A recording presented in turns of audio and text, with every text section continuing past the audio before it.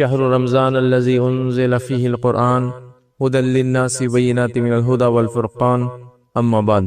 تمام تعریفیں اس اللہ عز و جل کے لیے لائق و زیبا ہے جو تمام جہانوں کا بنانے والا اور اسے پالنے والا ہے، اور درود و سلام اس کے آخری نبی محمد صلی اللہ علیہ وسلم پر۔ الحمدللہ ہم تمام مرد اور خواتین اس خطبہ جمعہ کے لیے جمع ہوئے ہیں۔ انشاءاللہ عزیز اس مختصر سے وقت میں جس عنوان پر میں روشنی ڈالنے کی کوشش کروں گا وہ ہوگا رمضان جو مہینہ گزر رہا ہے اس میں وہ کون سے اعمال ہیں ہم جو کثرت سے کریں، اور خاص طور سے اب آخری اشرا بہرحال باقی ہے، مطلب 2/3 رمضان 2/3 ختم ہو چکا ہے، اب 1/3 ہی باقی ہے۔ اس کے اندر بالخصوص کن اعمال کو ہم آخری اشرے میں زیادہ سے زیادہ کرنے کی کوشش کریں۔ یوں تو یہ چیزیں ہم باقی رمضان میں بھی کرتے چلے آ رہے تھے یاد رکھیں، تو لہٰذا اس کا خاص طور سے ہم خیال رکھیں۔ جیسا کہ ہم تمام لوگ جانتے ہیں کوئی بھی چیز جب جانے کی قریب ہوتی ہے تو انسان اس سے زیادہ محبت، زیادہ لپک کر، زیادہ انسیت سے کام کرنے لگ جاتا ہے، تاکہ اگر ابتدا میں یہ چیز جب موجود کی فائدہ نہ بھی اٹھا پایا ہو تو آخر میں کم از کم اس کا بینیفٹ اور فائدہ میں لے لوں۔ ایسے کئی واقعات آپ نے سنے کہ مجھے زندگی ملی، پیسہ ملا، لیکن میں نے اس کا فائدہ نہیں اٹھایا، لیکن اب بس کچھ لمحات ہے، کچھ وقت ہے، کچھ پیسہ، اور میں چاہتا ہوں 100% اس کا بینیفٹ اور فائدہ لوں۔ تو ویسے رمضان کی 20 دن ایسے گزر چکے یاد رکھیں، اب آخری اشرا ہمارے پاس باقی ہے۔ اگر ہم سے کچھ خطائیں اور غلطیاں اور کوتاہیاں، سمجھیے خطائیں غلطیاں نہیں، کوتاہیاں اس معاملے میں کہ ہم نے اس کا بینیفٹ اور فائدہ جو اٹھانا چاہیے تھا نہیں اٹھایا، تو 10 days پھر ہمارے پاس باقی ہے جو بہت غنیمت ہوتے یاد رکھیں، یہ بھی بہت ہے یاد رکھیں، ٹھیک ہے؟ اس لیے کہ اعمال کا دار و مدار اس کے خاتمے پہ ہوتا ہے یاد رکھیں، کیسے اس کو ہم نے ختم کیا، یا انسان کی زندگی کیسی گزری نہیں اس کا خاتمہ کیسا ہو یہ اصل ہوتا ہے یاد رکھیں۔ تو لہٰذا ابھی ہمارے پاس وقت باقی ہے تاکہ اگر اعمال چھوٹے ہو، کمزوری آئی ہو تو ہم اس کو بہرحال پورا کر سکتے یاد رکھیں۔ تو رمضان نے ویسے عمومی طور سے ہم جانتے ہیں، اور جیسے کہ میں نے قرآن کی آیت بھی تلاوت کی کہ اللہ نے فرمایا شہر رمضان الذی انزل فیہ القرآن، رمضان یہ مہینہ تھا جس میں قرآن کا اللہ رب العزت نے نزول کیا، ٹھیک؟ تو رمضان کا قرآن سے بڑا گہرا تعلق ہے یاد رکھیں۔ شہر رمضان، رمضان کا مہینہ، شہر القرآن یہ قرآن کا مہینہ یاد رکھیں۔ تو لہٰذا الحمدللہ امت مسلمہ اور ہم لوگوں نے کوشش بھی کی کہ رمضان کے اندر ہم خوب تلاوت کریں، ساتھ میں تراویح پڑھے یا قیام اللیل کرے، اور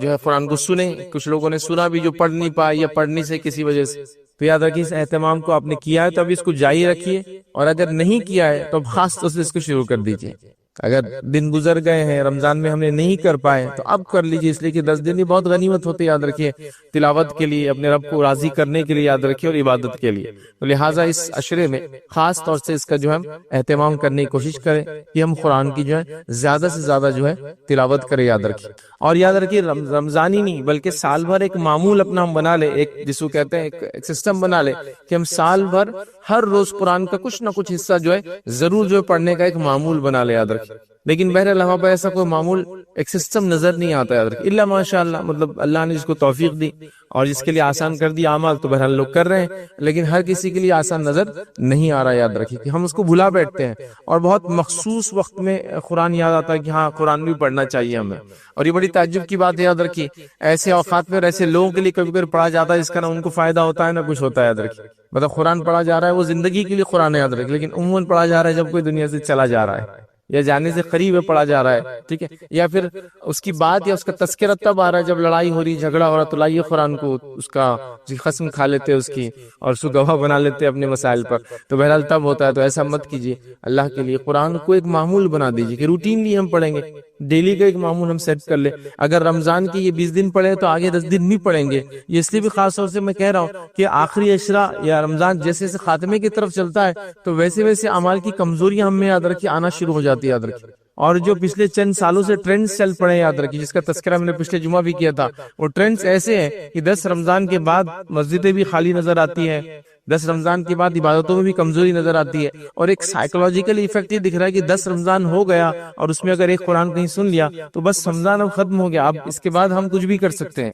مطلب وہ ایک چیز کو بھرنا تھا ہم کو، اب ایک دن میں بھرو، 2 دن میں، 3 دن میں، وہ 1 مہینے تک چلنے والی ہے، تو اس طرح سے کر رہے نہیں۔ رمضان یہ غنیمت موقع یاد رکھیں، جتنا ملے اس کی آخری پہر تک، آخری وقت تک کوشش کرے کہ اس کی بینیفٹس اور فائدے اٹھائے، اس میں خاص طور سے قرآن کا اہتمام کیا ہے تو بہت اچھی بات ہے، نہیں کیا ہے تو اگلے 10 دنوں میں انشاءاللہ اس کا ہم خاص اہتمام کریں گے تاکہ اس کی ہم تلاوت کریں، ٹھیک ہے؟ اور تلاوت کرنے کے ساتھ ساتھ اس کو اگر آپ سمجھ سکتے، سمجھنے کی کوشش کر سکتے تو بالکل یہ کیجیے، یاد رکھ۔ تو رمضان کا تعلق قرآن سے گہرا ہے، لہٰذا ہم بھی اپنا تعلق گہرا بنائیں اور سال بھر اس کو پکڑ لے، یاد رکھیں۔ اس لیے کہ رمضان یہ وہ مہینہ نہیں ہے کہ ہم صرف اس میں عبادت کریں اور پھر چھوڑ دیں۔ رمضان وہ مہینہ ہے جس میں ہم عبادت کرنا اگر نہیں کرتے تو ہم نے سیکھا، اس کو بہت اچھے انداز سے کیا، بہت زیادہ کیا، اب یہ عادت ہم کو سال بھر لگ گئی، اب ہم اس معمول پر اڑے اور ڈٹے رہیں گے، یاد رکھ۔ تو یہ ایک طرح سے یہ ایک مہینہ تھا جس میں ہم کو پریکٹس کروائی گئی، ایک چیز سکھائی گئی، یاد رکھیں۔ اب اس کو ہم کو باقی اور قائم رکھنا ہے۔ مطلب رمضان وہ مہینہ نہیں ہے کہ ہم سال بھر کمزوریاں کریں اور رمضان میں آگے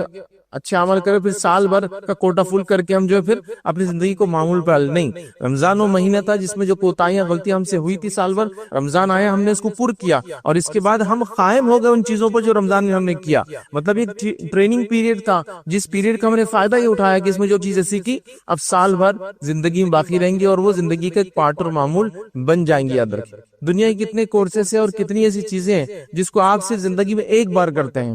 لیکن اس کو لائف ٹائم یاد رکھتے ہیں، پوری زندگی یاد رکھتے ہیں، بھولتے نہیں اس کو کبھی۔ جیسے آپ میں سے ایسے کتنے لوگ ہیں جنہوں نے گاڑی چلانا سیکھی بھول گئے، اب گاڑی نہیں چلاتے نہیں غلط بات ہے لیکن آپ نے گاڑی چلانا بھول ہی نہیں، یاد رکھیں۔ کتنے لوگ ہیں جنہوں نے سائیکلنگ ایک بار سیکھی اور زندگی بھر آپ کو یاد رہتی ہو، کتنے لوگ ہیں جو سوئمنگ ایک بار سیکھی اور زندگی بھر یاد رہتی ہے۔ تو رمضان میں 150 نمازیں مکمل اپنے وقت پر موقعہ کے ساتھ، سنتوں کے ساتھ، نفل کے ساتھ پڑھی۔ رمضان کے اندر پورا ایک مہینہ تلاوت قرآن کری، رمضان کے اندر پورا ایک مہینہ برے چیزوں کو سننے سے بچے، دیکھنے سے بچے، بولنے سے بچے۔ رمضان کا پورا ایک مہینہ دھوکہ دینے سے، جھوٹ بولنے سے اور کئی برائیوں سے اپنے نفس کو ہم نے بچایا۔ تو 1 منتھ کی ٹریننگ پھر کیسے ہم بھول جاتے ہیں؟ مطلب ٹریننگ پیریڈ کے بعد ایک دن تو دور کی بات ہے، اور ٹریننگ پیریڈ جس دن ختم ہوتا ہے اس چاند دکھنے سے ہی معاملہ ختم ہو جاتا ہے۔ رمضان شروع ہوا تو ایک چاند سے شروع ہوا تھا، رمضان ختم ہوگا چاند پر ہوگا تو 1 منتھ ختم ہو جائیں گا، چاہے 29 دن کا ہو، 30 دن کا ہو۔ لیکن ہوتا یہ کہ بس وہ مطلب چاند دکھا اور اس کے بعد مسجد مغرب کی حالت آپ دیکھ لیں، اس سے آپ کو سمجھ میں آ جائے گا۔ ہاں 29 کا چاند ہے تو پھر تو بھی تھوڑا رش رہے گا، ایک بار 29 چلے گئی جب سب کو پتا ہے اب 30 تو اس دن تو آپ کو مغرب میں بھی رش نہیں ملے گا، عشاء کا حال اس سے خطرناک رہے گا۔ اور فجر میں تو یہ حال ہے کہ امام صاحب بیٹھے کہ لوگ آ جائے تب جماعت کھڑی کر دے، چاہے آپ جو ٹائم پہ بھی آئے چلو دیکھا جائے گا، حالات یہ یاد رکھیں۔ تو گویا 1 منتھ کی ٹریننگ لی، زندگی کے تمام معاملات میں اپنے کوئی بھی ایک ٹریننگ یا ایک مرحلے سے گزرے تو کبھی نہیں بھولا آپ نے آج تک۔ میں نے مثال دے دی آپ کو، سائیکل چلانا کبھی نہیں بھولا آپ نے، سوئمنگ کرنا کبھی نہیں بھولا، لیکن رمضان کی جو جتنے فوائد اور فضائل کا فائدہ اٹھایا تھا، رمضان ختم ہوتے ہی مطلب جس کو ہم کہیں گے رمضان کا چاند ایک تبدیلی لاتا ہے انسان کے اندر، اور شوال کا چاند ایک دوسری تبدیلی لا دیتا ہے انسان کے اندر۔ اگر رمضان کا چاند دکھا تو مسجدیں بھی نہیں پوری اور سڑکیں بھی نہیں پڑی نماز کے لیے، اور شوال کا چاند دکھا تو پھر مسجدیں بھی ویران اور خالی ہو گیا۔ ایسا ہو گیا کہ کچھ لوگ تھے جو گمشدہ ہی ہو گئے سیدھا، اب اگلے جو ہے رمضان ہی وہ مسجدوں کے اندر آنے والے۔ تو اللہ کے لیے رمضان کو یہ مہینہ نہ بنائیں، رمضان کو تو وہ مہینہ بنا لے کہ اس کے اندر جو خامیاں اور کوتاہیاں تھی وہ پر کر کے اب لائف ٹائم میں اس چیز اور ان عادتوں کا حامل رہوں گا کہ میں نمازیں فرض روزے رکھے تو نفل روزوں کی عادت رکھوں گا، خاص طور سے سوال کے روزے آئیں گے وہ۔ اس کے علاوہ نبی کریم صلی اللہ علیہ وسلم کی جو عادت مبارکہ تھی کہ آپ ہر ہفتے پیر اور جمعرات کا روزہ رکھتے ہیں، منڈے اور تھرسڈے کا روزہ رکھتے ہیں، اس کے علاوہ ایام 20 کے روزے رکھتے ہیں جو کہ مون کے اعتبار سے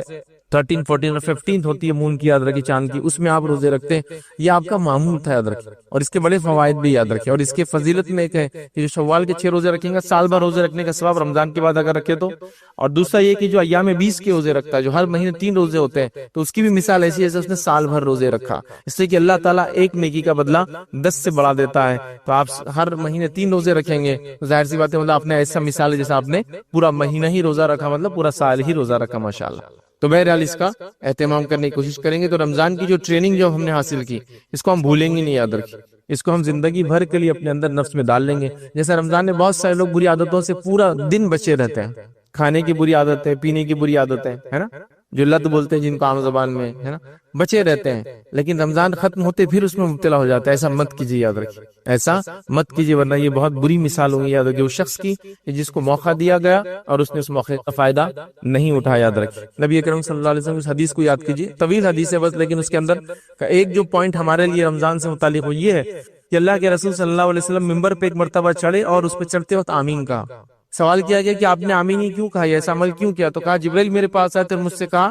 کہ ہلاکت اس شخص کے لیے جس کو رمضان جیسا مہینہ مل جائے اور وہ اس میں اپنی مغفرت نہ کرا سکے. تو میں نے کہا آمین. مطلب رمضان کا مہینہ وہ مہینہ ہے جو ہمارے گناہوں کی معافی جس میں ہو سکتی ہے، نیک عمل کر کے اپنے آپ کو ہم بچا سکتے ہیں اگر کیوں نہ ہو. مطلب اس کے اندر تو اتنی بشارتیں دی گئی جس کی کوئی انتہا نہیں، کہ جو اخلاص کے ساتھ اللہ کے لیے روزے رکھے سارے رمضان، اس کی مغفرت کے وعدے کر دیے گئے. جو رمضان کے مہینے میں قیام کرے رات میں ایمان کے ساتھ اور نیکی اور اجر طلب کرنے کے ساتھ، پچھلے گناہ اس کے معاف کر دیے جاتے ہیں. ایک روایت فرمایا جو شب قدر کے اندر قیام کرے اس کے پچھلے گناہ معاف کر دیے جاتے ہیں. مطلب 5 نمازیں ہوں گی جو 21 کی رات میں جو پڑھے آپ، 23، 25، 27 اور 29، اس کے پچھلے گناہ معاف کر دیے جاتے ہیں. تو وہ دھکے دھکے بشارتیں دی جا رہی. ایک روایت میں فرمایا کہ اللہ تعالیٰ ہر روز افطار کے وقت فلاں تعداد میں لوگوں کو آزاد کرتا ہے، ہر روز جہنم سے نجات دیتا ہے. مطلب روزہ وہ عمل ہے کہ جس کو کر کے انسان رب کو راضی کر لیتا ہے، اور افطار سے پہلے جو ہے اس کے مغفرت کا یا اس کی نجات کا پروانہ دے دیا جاتا ہے کہ ہر روز جہنم سے لوگوں کو آزادی مل رہی ہے رمضان کے مہینے کے اندر.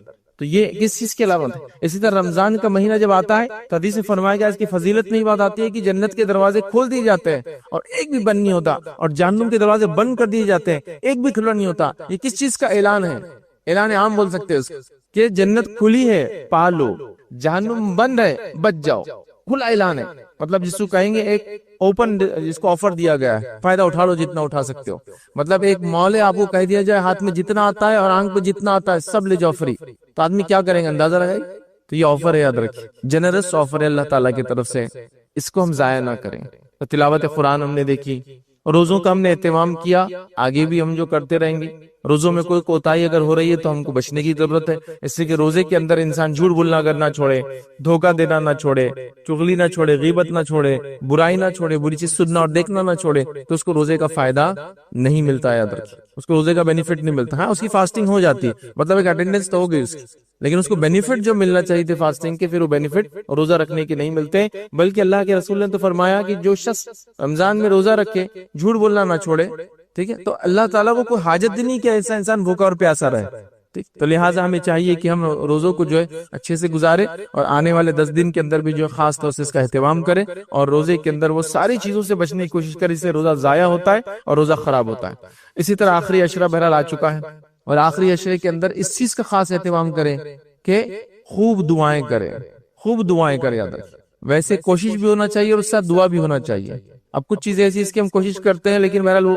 کوشش ایک لمٹ اور دعا تک ہی جا کے رک جاتی ہے. جیسا مثال کے طور پہ ایک انسان کو دیکھتا ہوں، اس کو مالی مدد کی ضرورت ہے، میرے پاس تو مال نہیں ہے، تو یہ تو کر سکتا ہوں دعا والا معاملہ. چلیے ابھی پیسہ نہیں ہے، لیکن یہ تو اگر اس کو کہنا چاہ رہا ہوں میں کہ ہونا چاہیے کوشش کے بعد انسان دعا کرے. لیکن کئی جگہ انسان مجبور ہوتا ہے تو اسے دعاؤں پر اکتفا کرتا ہے، چونکہ اس سے زیادہ اس کا کچھ ہوتا نہیں ہے نا. تو لہٰذا دعاؤں کا خاص اہتمام کرے، اور دعاؤں کے اندر خاص طور سے اپنی مغفرت کی دعا کو خاص ایک معمول بنا لے کہ اللہ میری مغفرت کر، مجھے معاف کر، میرے گناہ معاف کر. یہ بڑی اہم چیز ہے یاد رکھیں. اور وہ لوگ جو جا چکی آپ کے خاندان، ان کے لیے خاص طور سے اہتمام کریں. دعائیں بڑی اہم چیز ہے، یاد رکھیں. دعائیں کوئی ایسی چیز نہیں ہے کہ آپ اس کو کبھی کبھار استعمال کریں. دعائیں ایسی چیز اس کے ہمیشہ آپ اس کو جو ہے اس کا سہارا لیتے رہے، اور اس کے ذریعے اللہ رب العزت کے قریب ہم پہنچ سکتے ہیں. یاد رکھیں، لیکن دعاؤں کا بھی ہم بس کوئی چلن اور اہتمام نظر نہیں آتا. یاد رکھیں، یہ الگ بات ہے کہ نماز کے بعد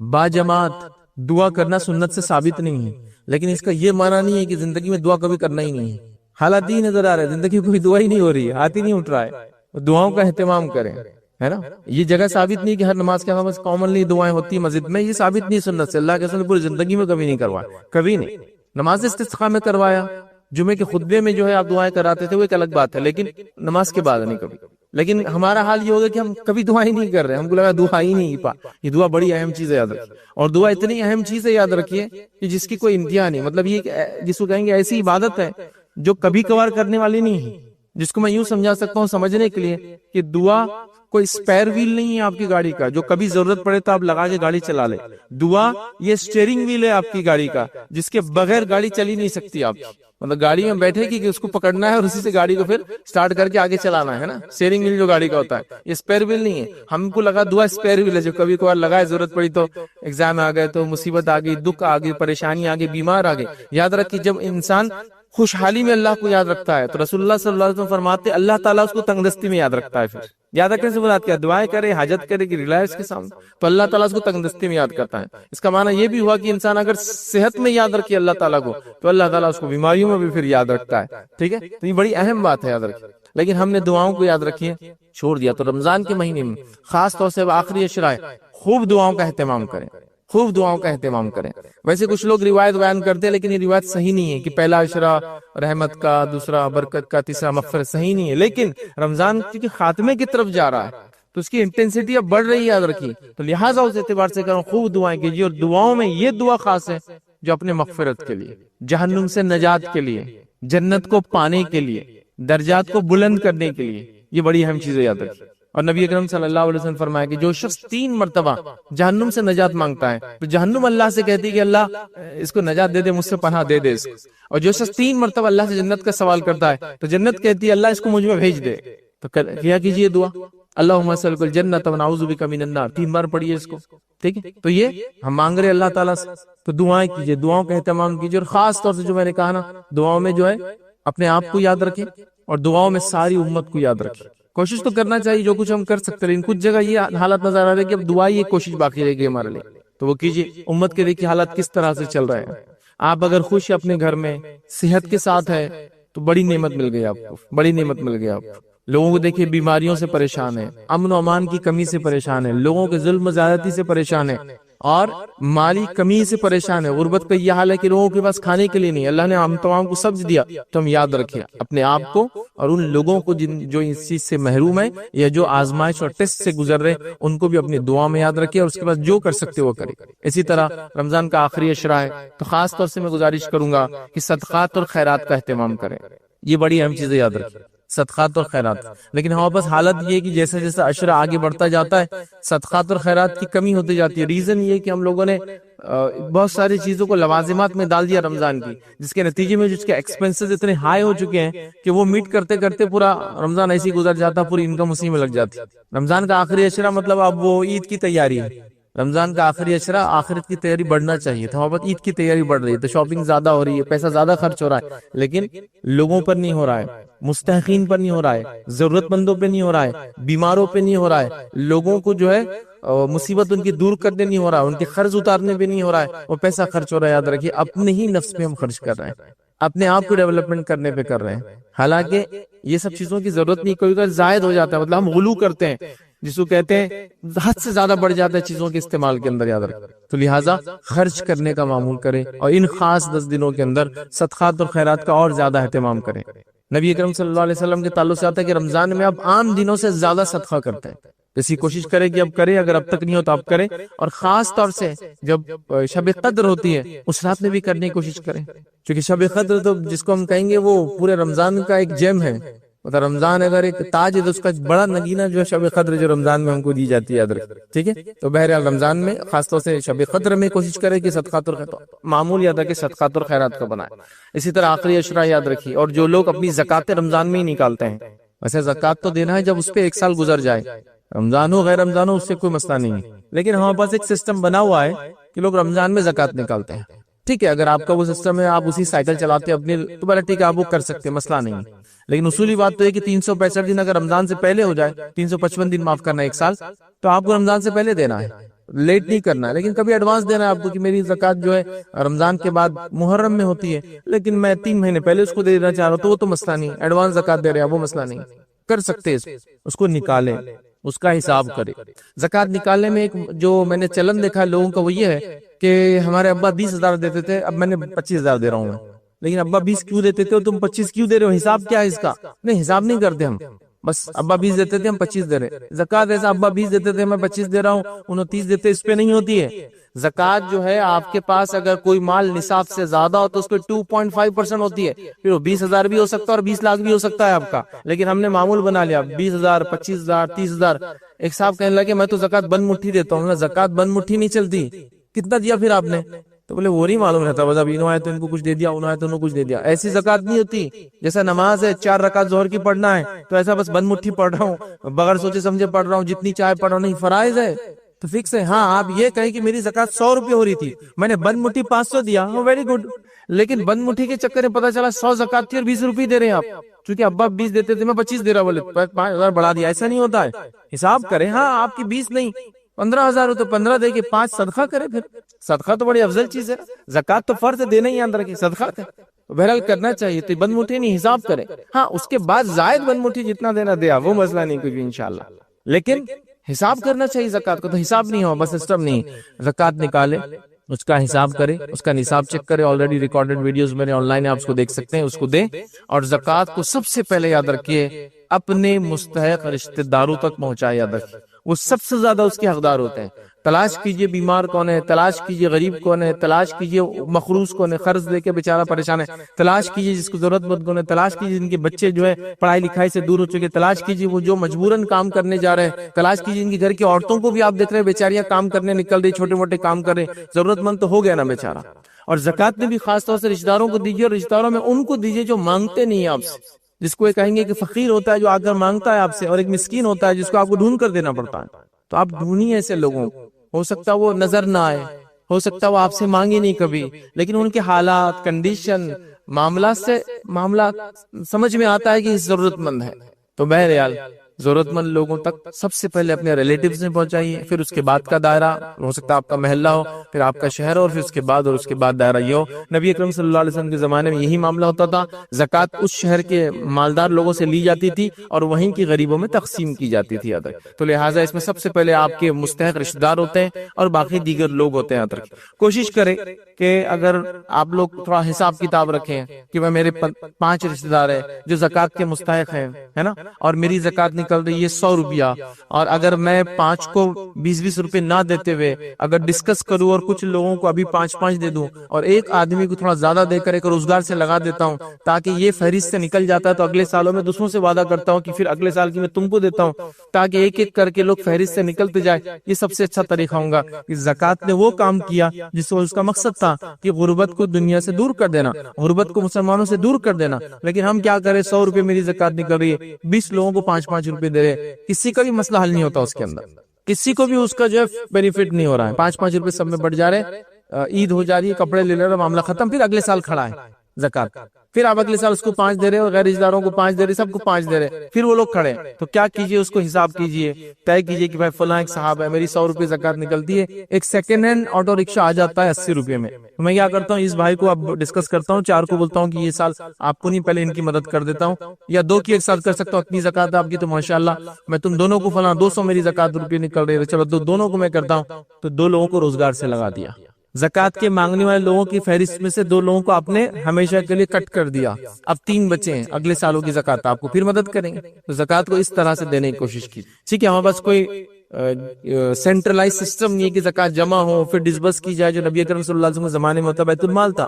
اور اتنی زکوٰۃیں جمع کر کے دی جاتی کہ اس میں آدمی کا وہ مسئلہ حل کر دیا جاتا تھا، ٹھیک ہے، ابھی ممکن نہیں ہے، لیکن کم از کم ہر فیملی ممبر تو یہ کر سکتا ہے جو ذمہ دار ہے، ہم لوگ کم از کم اپنے فیملی کے لوگوں کو آئیڈینٹیفائی کریں، اس سال زکوٰۃ جمع کرے اپنی اور اس آدمی کو نکال دے اس فہرست، تو کم از کم مانگنے والے زکوٰۃ کو لینے والے کم تو ہوں گے، یہاں زکوٰۃیں دی جا رہی ہے، صدیوں سے دی جا رہی ہے، مانگنے والے کم ہی نہیں، مطلب ایک آدمی تھا وہ میرے دادا کے پاس بھی آتا تھا اور زکوٰۃ دیتا تھا، اس کا بیٹا میرے والد کے پاس آ کے لے رہا ہے، اس کا پوتا میرے پاس آ کے لے رہا ہے، تو پھر زکوٰۃ کا فائدہ کیا، 3 جنریشن سے زکوٰۃ لے رہے ہیں اور آج تک زکوٰۃ ہی لے رہے ہیں بیچارے،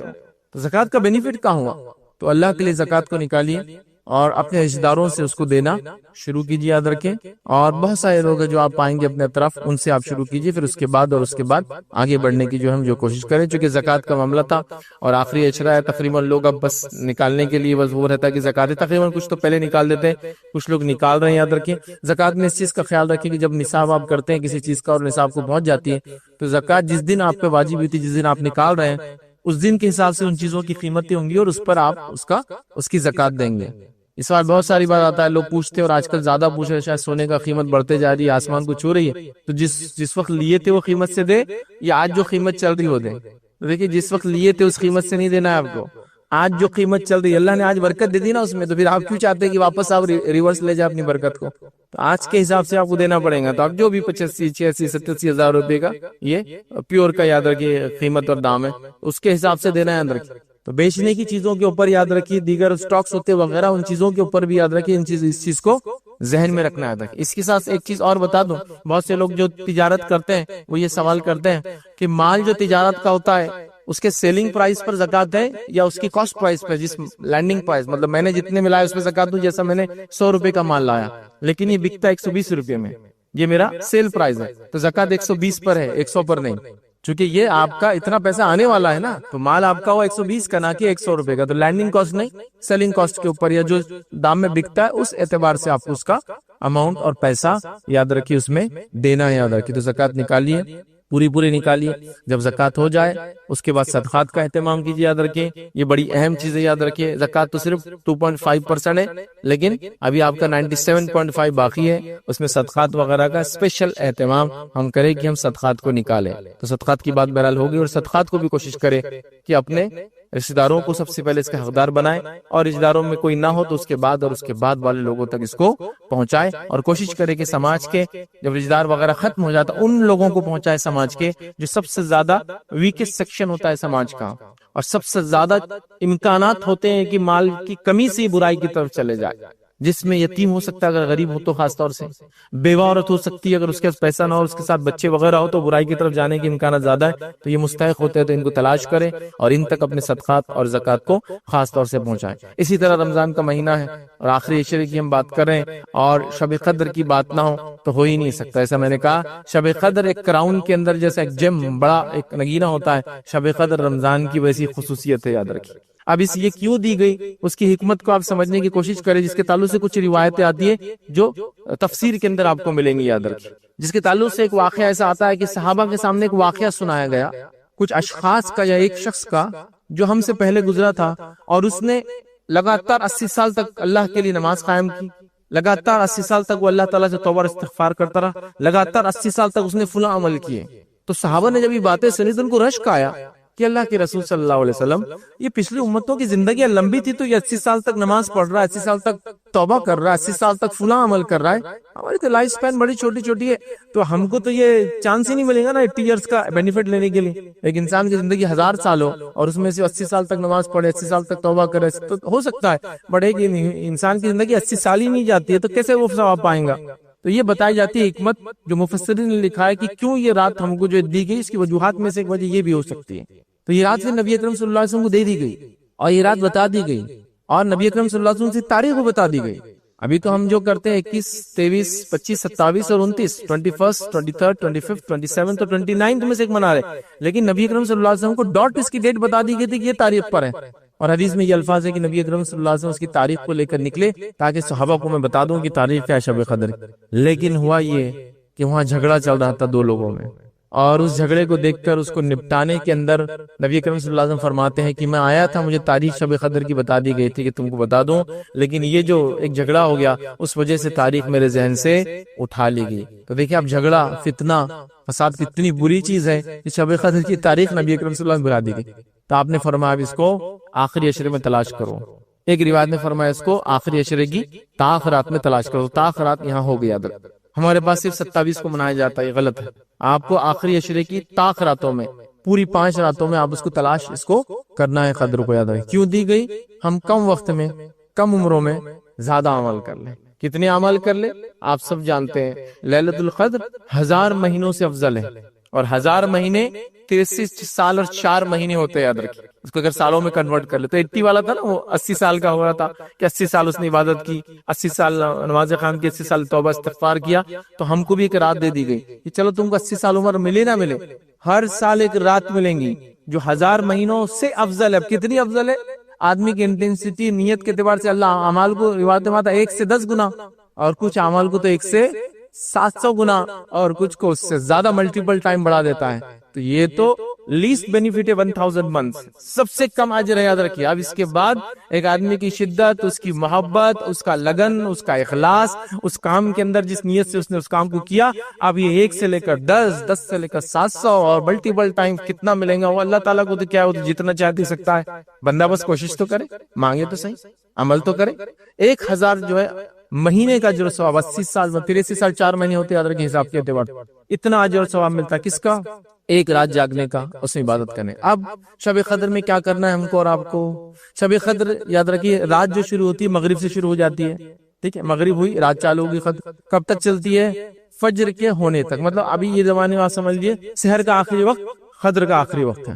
ختم ہو گئی وہاں۔ تو اب آپ کو مغرب سے وقت ملا تو مغرب آ گئی قدر کے اندر، مغرب کی بعد کی موقع ہے، نوافل آپ اہتمام کر سکتے ہیں، اس کے بعد آپ گھر وغیرہ جائیں گے فوراً عشاء ہو جاتی ہے، عشاء پڑھے، عشاء کے بعد آپ جو ہے تراویح وغیرہ کر رہے ہیں یا رات میں قیام کرنا ہے آپ لوگ وہ کریں، اس کے ساتھ ساتھ تلاوت قرآن کو ایڈ کر دیں کہ اس رات میں مخصوص کروں گا، اس رات کی خاص دعا ہے اللہم انک عفو تحب العفو فاعف عنی، یہ دعا کو خاص اہتمام کریں اس رات کے اندر، یاد ہے چھوٹی سی دعا ہے، کہیں بھی آپ کو دعاؤں کی کتاب میں مل جائیں گی، اس رات میں یہ دعا سنت سے ثابت ہے، اللہ کے رسول نے خاص کہا کہ یہ دعا اس رات میں کرنا چاہے، اللہم انک عفو، اللہ تو معاف کرنے والا ہے، تو بلاف اور معافی کو پسند کرتا ہے، فاعف عنی مجھے معاف کر دے اس رات، ٹھیک ہے، تو یہ دعا کا اہتمام خاص طور سے اس رات کے اندر کرنا ہے، اس کے علاوہ اور کیا کرنا ہے، دیگر دعاؤں کا اہتمام بھی اس رات کو آپ کو کرنا ہے، دوسری دعائیں جو عام دعائیں آپ جو کرتے ہیں، اس کے ساتھ ساتھ دعا میں خاص دعا استغفار کرنا ہے، توبہ کرنا ہے اپنے گناہوں کے لیے، تو یہ دعا بھی بڑی اہم دعا ہوتی ہے، اس میں انسان اپنے گناہوں کی معافی